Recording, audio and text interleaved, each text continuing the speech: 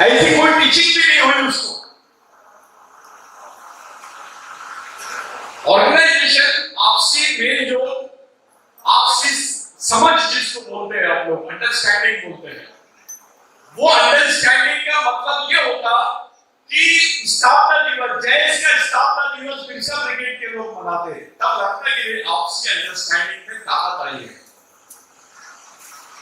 ये होगा तो मजा आता, लेकिन खैर कोई बात नहीं।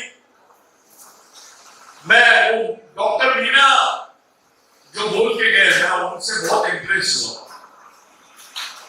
उन्होंने बहुत अच्छा बोले और वो जो बोल रहे थे उसको हम लोग सीरियस नहीं लिए, उस बात को थोड़ा भी सीरियस नहीं लिए हम लोगों ने। अगर मैं किसी को खड़े करके पूछूं डॉक्टर मीना ने क्या बोला, तो कोई नहीं बताएगा। वो दिल्ली से आया है, इतनी अच्छी बात किया है उसने, इतनी सेंसिटिव बात किया है, गंभीर बात किया है उन्होंने। उनको सीरियस नहीं लिया किसी ने। मेरे को उस बात का दुख है। इतनी गंभीर बात बोल के कोई आदमी हमारे बीच में आता और चले जाता है, हम उसको सीरियसली नहीं लेते। ये ऑर्गेनाइजेशन नहीं है, इसको ब्रेन पैरालिसिस बोलते हैं। जिसके ब्रेन को लकवा मार दिया, ऐसा ब्रेन हो गया है हमारा। ऐसा नहीं होना चाहिए। साथियों, मैं 3 बातें बताना चाहता हूं। ये 3 मुद्दे आप लोग किसी अखबार में नहीं पढ़ेंगे। ये 3 मुद्दे आप लोग किसी टेलीविजन में नहीं देखेंगे। ये 3 मुद्दे आप लोग आपस में डिस्कस करते हुए भी नहीं सुने होंगे अभी तक। पहला मुद्दा यह है कि आरएसएस ने एक प्रोग्राम चलाया है जिसका नाम है राम पदगमन। राम पदगमन का मतलब है कि राम जी जहां जहां से निकले वो एरिया को इन्होंने लोकेट किया है। उसका नेट पे जाओ, अभी आप सर्च मारो राम पदगमन का, आपको पूरा डिटेल मिल जाएगा।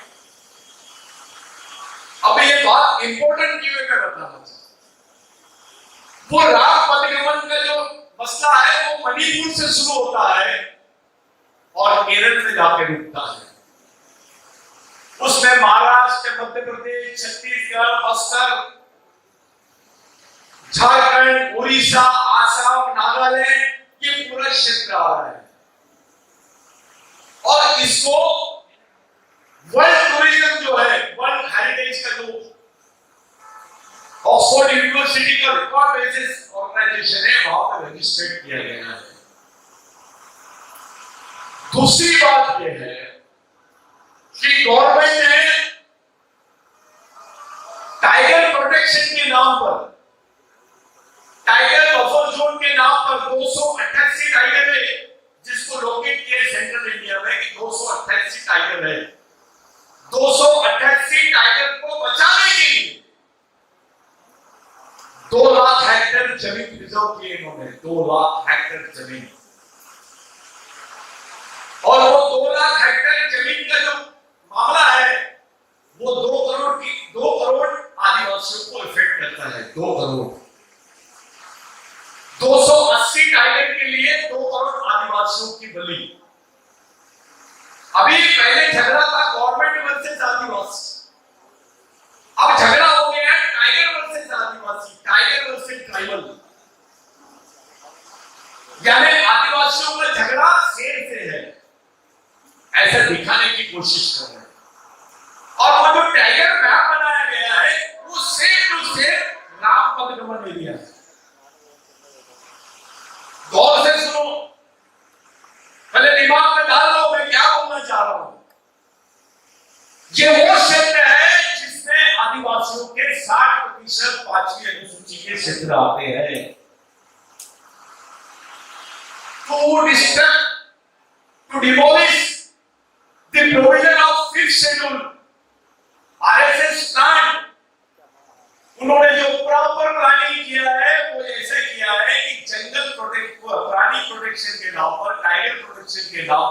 पदगमन के नाम पर फिफ्थ शेड्यूल का एरिया डिमोलिश कर देंगे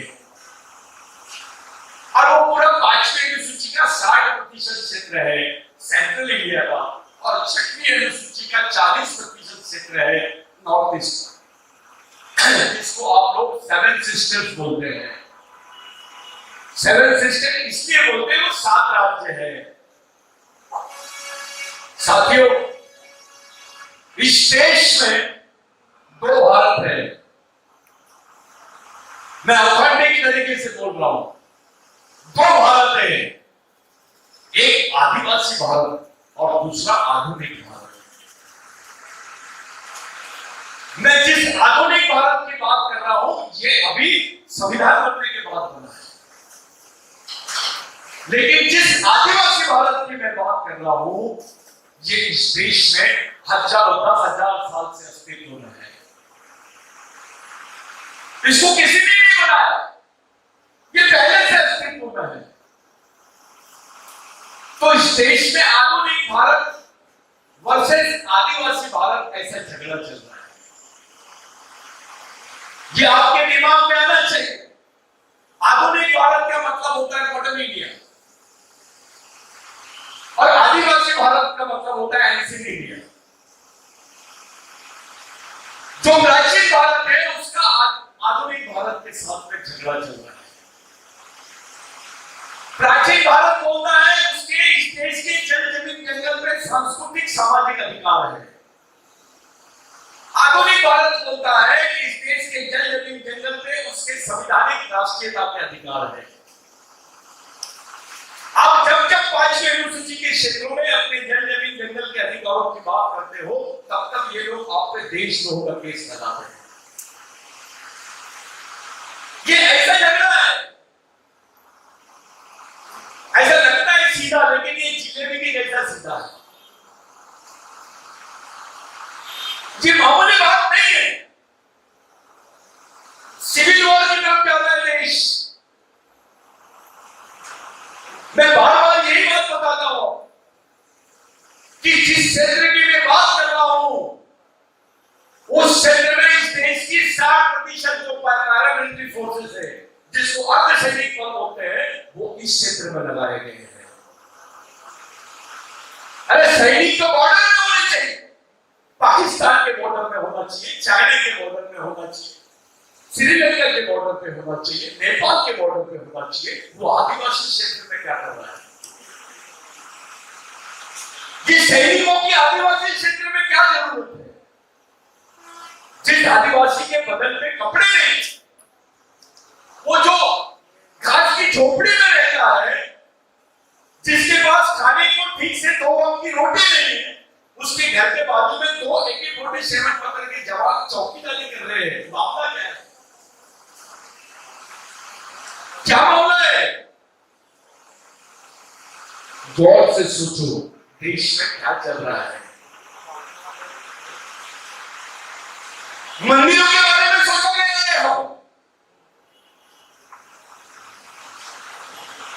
मैंने भाई ने बोला कि सिवनी में मॉब लिंचिंग का काम हुआ है। वो कुछ आदिवासियों के पास में गाय का मटन मिल गया, उनको मार दिया गया बजरंग दल के द्वारा।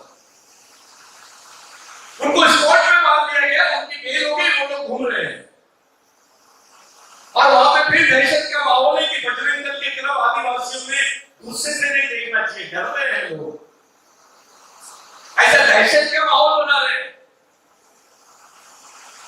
ये एग्जाम्पल है अपने सामने, स्टेट में क्या चल रहा है उसका एग्जाम्पल है।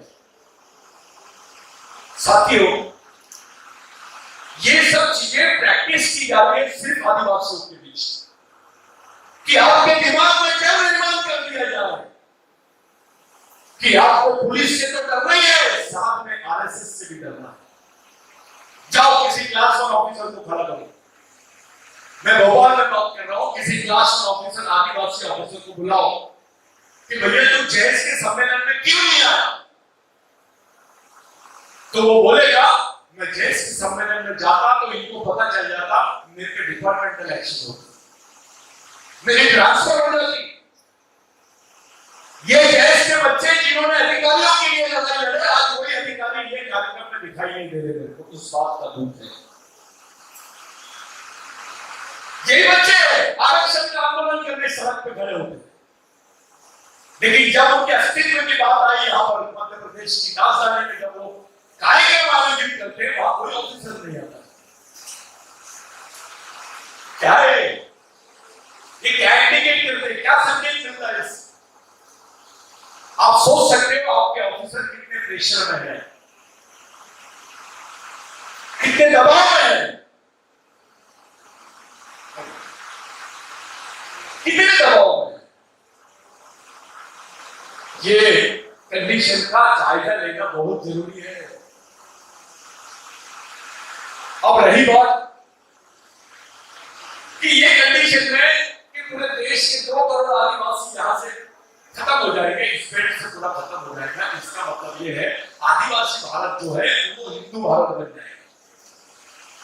चाहे उसके 50% वर्ड जो है वो संस्कृत के है, इसलिए ये आदिवासी नहीं है। अब तो भीलों के एग्जिस्टेंस का प्रॉब्लम आ गया है, भील वंश के अस्तित्व का प्रश्न है ये कि वो आदिवासी है नहीं है। ये बात संयुक्त राष्ट्र संघ में बोला जा रहा है, और वही लोग जो लोग बोलते हैं वो लोग खुलेआम हमारे बीच में घूमते हैं। हमारे लोग उनकी थैली पकड़ पकड़ के काम कर रहे हैं। तुम आदिवासी नहीं रहोगे तो क्या रहोगे तुम्हारा क्या अस्तित्व रहेगा भाई? एक तरफ यहां की गवर्नमेंट स्टेटमेंट देती है कि भारत में आदिवासी नहीं है, दूसरी तरफ वही गवर्नमेंट बोलती है कि भील वंश के लोग जो भिल्ली भाषा बोलते हैं उनके शब्द संस्कृत से मिलते हैं, वो आर्य संस्कृति के शब्द है, इसलिए वो भी आदिवासी नहीं है। ऐसा तुमको खत्म करने का षड्यंत्र रचते हैं। वो लोगों के लिए जो तुम्हारे बीच में षड्यंत्र रचते हैं, वो लोग घूम कैसे सकते हैं यार तुम्हारे बीच? हमारे लोग सीरियस क्यों नहीं है उसके लिए? तो क्या झक मार लिया? मध्य प्रदेश की गवर्नमेंट में इन्होंने एक प्रस्ताव नहीं लाया। अभी बताओ 5 साल में ऐसा कौन सा प्रस्ताव आया है जो तुम्हारे रोजगार और तुम्हारी जमीन से जुड़ा हुआ है? बताइए, चलो बताओ, मेरे को खड़े होके बताओ। एक आध प्रस्ताव है? 112 प्रस्ताव हुए 5 साल में पास, 112 में से एक आदिवासियों का प्रस्ताव नहीं था। तब कहां गए थे तुम्हारे नेता? तब कहां गए थे तुम्हारे ऑर्गेनाइजेशंस के लोग, बड़े बड़े लोग? जब रियल बात बोलो तो तुमको तकलीफ होती है। ये हवा में बात नहीं होना, कुछ तो भी ऐसा गम्मत का खिलौना लेकर बड़ी बात करना, उसको ऑर्गेनाइजेशन नहीं बोलते। जमीन पे आओ, उसके रूट्स पे जाओ। तुम्हारी कौम को खत्म करने का षड्यंत्र चल रहा है और हम इंजॉय कर रहे हैं। हम संगठन के बारे में बात कर रहे हैं। आज संगठन को बचाने की बात नहीं है, समाज को बचाने की बात है। जिंदा कैसे रहेगा? जब वो भील आदिवासी नहीं रहेगा तो आदिवासी तो आधे टूट जाएंगे, खत्म हो जाएंगे। एक अभी भील पे आई तो गोंड चुपचाप है, कोरकू चुपचाप है, कोल चुपचाप है, कल गोंड पे आएंगी तो भील भी चुपचाप है। इसको समाज नहीं बोलते। यही समझाने की कोशिश कर रहे हैं कि समाज नाम की चीज है। जात के लिए टंटे भील ने काम नहीं किए। कुर्बानी टंटे मामा की जात के लिए नहीं थी, समाज के लिए थी। बिरसा मुंडा की कुर्बानी समाज के लिए थी। राघोजी भांगरे की कुर्बानी समाज के लिए, बाबूराव शर्मा की कुर्बानी समाज के लिए थी, जात के लिए नहीं थी। ये जात नाम की संकल्पना से बाहर आ जाओ। धर्म और जात, बिरसा मुंडा ने बोला ये खिलौने हैं, ये लड़ाई के मैदान में काम नहीं आते। जो सैनिक होता है वो जात और धर्म का सहारा नहीं लेता। जो सैनिक होता है वो अपने वंश और संस्कृति की बात करता है, अपने अधिकारों की बात करता है। आप सैनिक हो, कोई मामूली नहीं है। बताइए जेएस के बाद कौन सा संगठन है जो भीलों में काम कर सकता है? उसी संगठन के पर काटने की बात कर रहे हैं, उसी संगठन को खत्म करने की बात करते हैं। जब जेएस के बारे में बोला जाता है ये नक्सलवादी संगठन है, ये भी टोपी पहन रहे बिरसा ब्रिगेड जैसी, तब कोई नेता कोई कुछ नहीं बोलता है। जो अपने आप को नेता बोलते हैं, जेएस का अभी विधायक वगैरह बन गए, तब कहां थे तुम्हारे? मुख भी चुपचाप रहते। तुमको नक्सलवादी बोल दिया तो गोली मारने की परमिशन मिल जाती है, तुमको मारने की परमिशन मिल जाती है। थोड़ा सोचो क्या कोऑर्डिनेशन है हमारा। हमारे आंदोलन में ओबीसी क्यों नहीं जाता है? हमारे आंदोलन में एससी क्यों नहीं आता है? एससी नहीं सोच रहा है मध्य प्रदेश का एससी की सबसे बुरे हाल है, ओबीसी के उससे बुरे हाल। एक को ऐसा लगता है कि ये मर रहा है तो मैं चुपचाप रहूं, वो भूल जाता है कि दूसरा वेटिंग लिस्ट पे है। आप लोग ये जो सिचुएशन है इसको समझो, ये पॉलिटिकल वॉर चल रहा है, पॉलिटिकल वॉर। किसी ने बोला नवंबर महीने में इलेक्शन है, कौन से राज्य के इलेक्शन है? पहला मध्य प्रदेश, दूसरा छत्तीसगढ़, तीसरा राजस्थान, चौथा महाराष्ट्र। और कितने करोड़ का इन्वेस्टमेंट हुआ है? 1 लाख करोड़ का इन्वेस्टमेंट हुआ है मध्य प्रदेश में। किसकी जमीन पे हुआ है? आदिवासियों की जमीन पर। ये स्टेट गवर्नमेंट ने अभी पूरे प्राइवेट सेक्टर को आदिवासियों की वन जमीन ये लोग उसको लीज में दे रहे हैं। आप नेट खोलिए, आपका जो बच्चे सुन रहे हैं वो नेट खोलिए और देख लेना जाके घर में कि नेट पे आपको दिख जाएगा ये लीज पे देना शुरू कर दिए। जिस वनाधिकार की बात अभी मीना जी कर रहे थे वो वनाधिकार की बात मध्य प्रदेश में हो नहीं सकती, क्योंकि 60% जमीन 60% जमीन इन्होंने देने का ये बना दिया है, प्लानिंग कर लिया। जब जमीन ही नहीं रहेगी तो तुमको वन अधिकार कहां से मिलेगा? सिर्फ पेपर में रहेंगे वन अधिकार, जमीन तो दूसरे ले लेंगे लीज पर। यहां मंदिरों को रेगुलराइज कर रहे हैं, पंडितों को रोजगार मिलता है, जो मेहनत का आदमी है वो दूसरे प्रदेश में जाकर पेट भरता है। ये गवर्नमेंट की सोच देखो, उनको नंगा भूखा आदिवासी आदमी नहीं दिख रहा है, लेकिन जिसके बदन पे कपड़े हैं, जो मेहनत नहीं कर रहा है, वो मंदिर में बैठा एक ही मंत्र बोल रहा है, उसको रेगुलराइज कर रहे हैं। ये मेहनतकश लोगों के पक्ष की सोच है क्या? और जिसने एमएलए बने अपने, जब ये बिल पास हो रहा था वो क्या कर रहा था? एमएलए उसको खड़ा करो, उसका सत्कार करो, मैं जाता उसके पैर पड़ने। अबे देखो अपने भाई की याद क्यों नहीं आई जब ये बिल पास हो रहा था? तो जब लीज पे जमीनें दी जा रही थी तब तू क्या कर रहा था? वहां चुन के गया ना, देखो ब्राह्मणों ने वोट नहीं दिया, आदिवासियों ने दिए। आदिवासियों के वोट के भरोसे तू गया और चुपचाप है। अब और कौन सा बनाना है इनको? कौन सा मिनिस्टर बनाना है? कौन से सिस्टम की बात कर रहे हो? मेरे को एक बात की चिंता है कि ये गवर्नमेंट फिर से आएगी तो इसके खिलाफ में लड़ने के लिए तुम्हारे पास सोशल संगठन मजबूत है क्या? नेता मजबूत है क्या? मैं ये देखने नहीं आया, ये मेरा सब्जेक्ट नहीं है, क्योंकि जिस लड़ाई को तुमको लड़ना है उसमें नेता एक चपरासी का भी काम नहीं कर सकता है, वो किसी काम का नहीं है। ये जमीन की लड़ाई है, ये तुम्हारे जिंदगी की आखिरी लड़ाई है,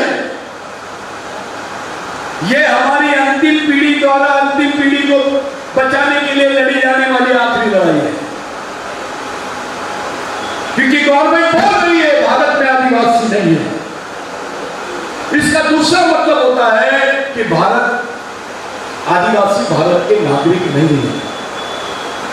भारत में आदिवासी नहीं है, इसका मतलब यह है कि आदिवासी भारत के नागरिक नहीं है। तुम्हारे सिटीजनशिप को ये लोग चैलेंज कर रहे हैं। They are challenging your constitutional rights of citizenship, they are challenging your personal rights of indigenous identity. साथियों, बार बार मैं इसलिए चिल्ला रहा हूं कि अब राष्ट्रीय पहचान की साथ साथ अंतरराष्ट्रीय अधिकारों की जरूरत पड़ेगी। आपका राष्ट्रीय संविधान में आपके लिए इतने प्रोविजन थे, 70 साल गुजर गए, आज 70 IAS ऑफिसर नहीं ढूंढने को मिलते हैं, 70 जज नहीं बन पाए आदिवासियों। अब तुम मरने की कगार में हो, तुमको ऑक्सीजन सिलेंडर की जरूरत है, यानी इंटरनेशनल साउंड की जरूरत है। अरे तुमको भारतीय संविधान में रहने के बाद तुमको कुछ नहीं मिला, अब तो अंतरराष्ट्रीय संविधान से खत्म कर रहे हैं तुमको।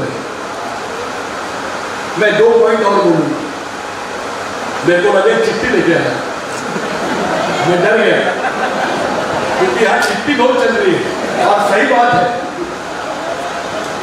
तो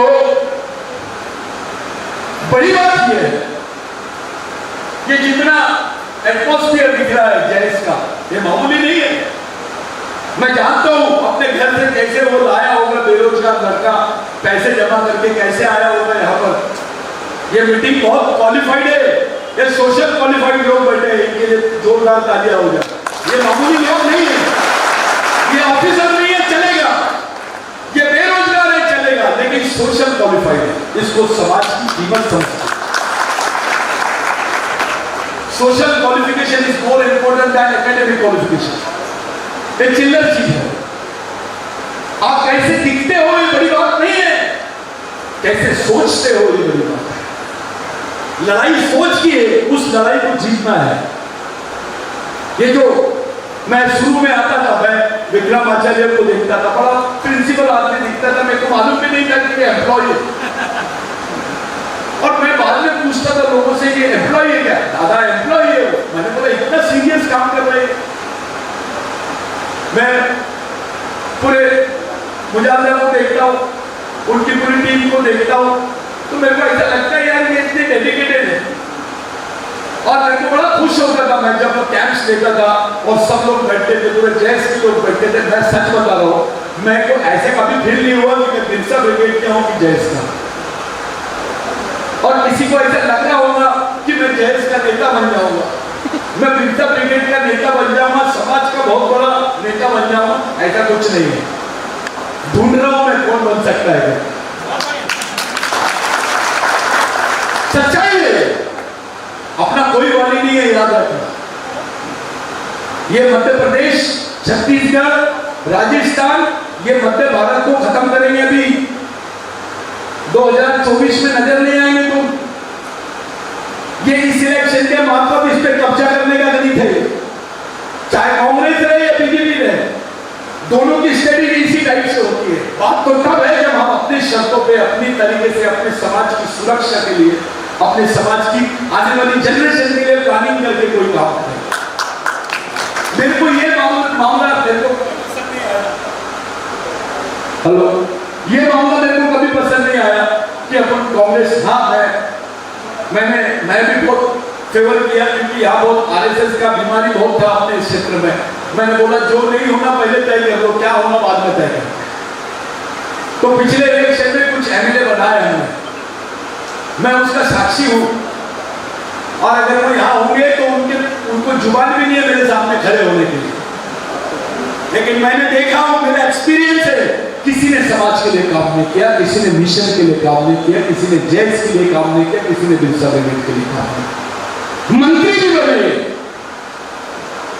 तो भी काम नहीं किए। कोई लड़कों को प्रोटेक्शन नहीं मिला। मैं जानता हूं कि ये जो प्रोग्राम करे होंगे कैसी कंडीशन में करे होंगे। ये जो प्रोग्राम हो रहा है जैस का, दिखने में बहुत अच्छा दिख रहा है भाई, लेकिन जिन्होंने आयोजित किया है ना, उन पे क्या बीतती है मैं जानता हूं। ऐसी विपरीत परिस्थिति में काम चल रहा है समाज में, इसका सही फायदा उठाना चाहिए। ये जैस के स्थापना दिवस नहीं है, विचारों का स्थापना दिवस है। पहले बोलते थे लोग। मैं गया इंदौर के प्रोग्राम में मैं देखा, शुरू में मेरे को एकता परिषद के कार्यक्रम में जल्दी चिट्ठी दो, इसको भराओ, बोलने मत दो, ये वाला कार्यक्रम बहुत हुआ मेरे साथ। और मैंने देखा ये चलता है, होना भी चाहिए, मेरे को बुरा नहीं लगा, मेरे समाज का कार्यक्रम।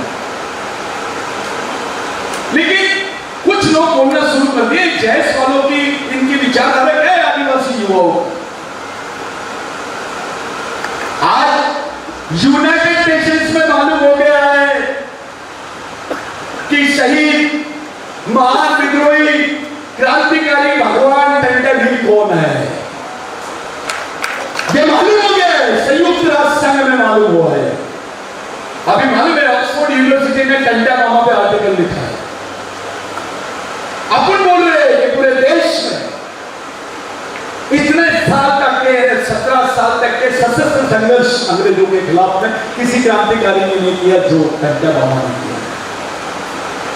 एस्टैब्लिश किए अपन ने, वर्ल्ड में अभी उसकी चर्चा हो रही है। दूसरे देश के आदिवासी उससे प्रेरित हो रहे हैं टंडा मामा से, लेकिन अपने यहाँ का आदमी गोलवर्गन की थैली पकड़ के जा रहा है। अबे तेरे बाप को देख, उसमें कितना दम था, वो किसी भगवान से कम नहीं है। सच्चाई तो है, अगर कंचा मामा नहीं होता तुम नहीं होते, तुम्हारी पहचान भी नहीं होती, जितनी जमीन हमारे पास है वो भी नहीं होती। सच्चाई है, मैं नहीं बोल रहा हूं, रिकॉर्ड जाकर देखो, गैजेट्स पढ़ो, जो ब्रिटिश एमिरियंस के रिकॉर्ड है वो देखो। लेकिन हमारे लोगों ने टंडा मामा को डकैत बोला, हमारे लोगों ने टंडा मामा को चोर बोला, हमारे लोगों ने टंडा मामा को क्रिमिनल टाइप बोला। और अब सब जान रहे हैं कि ये कौन है, इस देश में कौन है। मैं गर्व से बोल रहा हूं भाई, अगर नहीं होगा जो वहां हमने भी रखने लगा है, पिछले बार जब यहां मीटिंग हुई थी इंदौर में, तो वहां यहाँ के मुख्यमंत्री थे और हमने एक सीनियर सांसद को लेके आए थे इंदौर में, शरद पवार जी।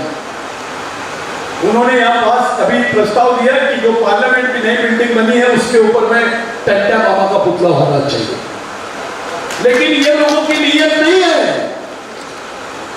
अब हम लोग सुप्रीम कोर्ट में जा रहे हैं, ये पहली बार होगा देश के इतिहास में कि टंडा मामा की स्टैच्यू कहां बिठाई जाए। जब ये प्रश्न खड़ा होगा तो इनका कंपैरिजन करना पड़ेगा, देश के किसी भी क्रांतिकारी का टंडा मामा से कंपैरिजन करना पड़ेगा। उसका इतिहास सामने आएगा कि वास्तविकता में इस देश के सच्चे मालिक कौन है, सच्चे क्रांतिकारी कौन है। उंगली कटा के शहीदों में नाम लिखाने वाले लोग बहुत हैं, लेकिन टंडा मामा का जो इतिहास है वो आज इस देश के भी नहीं पूरे आदिवासियों को जिंदा कर रहा है, वर्ल्ड के आदिवासियों की प्रेरणा बन रहा है। ये गर्व है सेटिस्फैक्शन में। राहुल जी मामले के बारे में बात चल रही है, मैं इसलिए बता रहा हूं कि किसी ने पूछा कि जैस किसकी विचारों से चलता है, तो आपको बोलना है जैस टाटा और बिरला के विचारों से नहीं चलता है, टंडा और बिरसा के विचारों से चलता है। ये लोग ऐसा समझते थे कि इनके पास कुछ नहीं, आपके पास जो है वो किसी के पास नहीं। जहां सब खत्म होते हैं वहां से आदिवासी शुरू होता है। मैं इसलिए बोलता हूं कि 70% लड़ाई आदिवासियों ने लड़ी। मैं आधिकारिक रूप से बोलता हूं, सबके सामने बोलता हूं, मैं दिल्ली में जाता हूं, इनकी जेल में जाकर बोलता हूं, मेरे वहां पे भी लेक्चर शुरू कि 70% लड़ाई आदिवासियों ने लड़ी है, 30% बाकी लोगों ने लड़ी। मेरे को बोलना चाहिए, किसी ने मेरे ऊपर केस डालना चाहिए कि गलत बोल रहा है। हम साबित करके बता सकते हैं कि इस देश की आजादी की 70% लड़ाई आदिवासियों ने लड़ी और बदले में उसके हिस्से में क्या आया, भूखमरी। उसकी जमीन से उसको विस्थापित कर रहे हैं। वो 5 रुपए किलो चावल के लिए तरस जाता है, वो बीपीएल कार्ड के लिए लाइन लगाता है, खाना नहीं मिलता करके मर जाता है। देश में कुत्ता भूख से नहीं मरता, आदिवासी मरता है। ये हालत है। मैंने इंटरनेशनल कॉन्फ्रेंस में एक स्टेटमेंट दिया, उस पर चर्चा शुरू हो गई। मैंने बोला यहां पर ऐसे क्षेत्र है भारत में जहां पर पैरासिटामोल गोली नहीं मिलती, बुखार की गोली, जानते हो पैरासिटामोल गोली, बुखार की गोली वो नहीं मिलती, लेकिन बंदूक की गोली मिलती है। आदिवासियों की बंदूक की गोली से मौत होती है, बीमारी से नहीं। उसको पैरासिटामोल गोली नहीं मिलती भाई, लेकिन उसको गोली मिल जाती है बंदूक। ऐसी स्थिति में आप लोग फंसे, इसमें से कैसे निकलेंगे? ये ऑर्गेनाइज करने से नहीं, प्लानिंग क्या है हमारे पास? बहुत अच्छी बात बोली दीदी, विदाउट प्लानिंग के हम आगे नहीं बढ़ सकते। विदाउट प्रॉपर मैनेजमेंट के हम आगे नहीं बढ़ सकते। कोई बिरसा ब्रिगेड जितना नहीं उखाड़ सकता, कोई अकेला कुछ नहीं कर सकता। ओबीसी का कैडर लाओ, शेड्यूल कास्ट का कैडर लाओ, माइनॉरिटी का कैडर लाओ, आदिवासी कैडर लाओ, इनको ज्वाइंट करो, इनका ज्वाइंट वेंचर में कैडर लो। और सोशल ये राजनीतिक गठबंधन करते हैं, अपन सामाजिक गठबंधन करो। इसकी काट है, उसके पास राजनीति है तो तुम्हारे पास रणनीति होनी चाहिए। सामाजिक गठबंधन इसकी काट है। जैस ये एक ऑर्गेनाइजेशन नहीं है, इस समाज का ये एक एटम बम है। ये ऑर्गेनाइजेशन नहीं है, मैं इसको ऑर्गेनाइजेशन नहीं मानता हूं। ये ताकत है जो किसी नेता के माध्यम से नहीं बनी है। वो यहां पर बैठा हुआ आदमी हर एक अपने आप में नेता है। मैं कभी ये क्लेम नहीं करूंगा कि ये बच्चे को मैंने तैयार किया है, मैंने बोला नहीं, उसकी खुद की सोच है। आज उन लोगों ने किसी का सहारा नहीं है, फिर भी लोगों ने काम किए। अभी 2 प्रोग्राम्स हो रहे हैं जैस के, एक इंदौर में, एक यहां पर। हमारी कोशिश रहेगी ये एक प्रोग्राम कैसे हो और ये करके बताएंगे, कोई कहीं नहीं जाए। बड़ी चीज है। मैं सिर्फ 2 बातों में तुम्हारा ध्यान आकर्षित करना चाहता हूं। ऑर्गेनाइजेशन किसको बोलेंगे? संगठन का मतलब क्या है? भीड़ नहीं हो सकती, सोच वो भी नहीं हो सकती। संगठन बोला किसको जाए, किसके बदौलत ये समाज जिंदा रहेगा,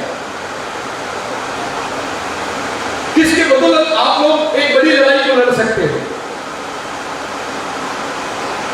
आपके पीछे तो कोई नहीं है, कोई देश नहीं है आपके पास। पूरे देश में, विश्व में इन्होंने इतिहास की किताबें बदल दी, लेकिन भारत पहला देश है जो इस देश के एंथ्रोपोलॉजी को बदलने की कोशिश कर रहा है।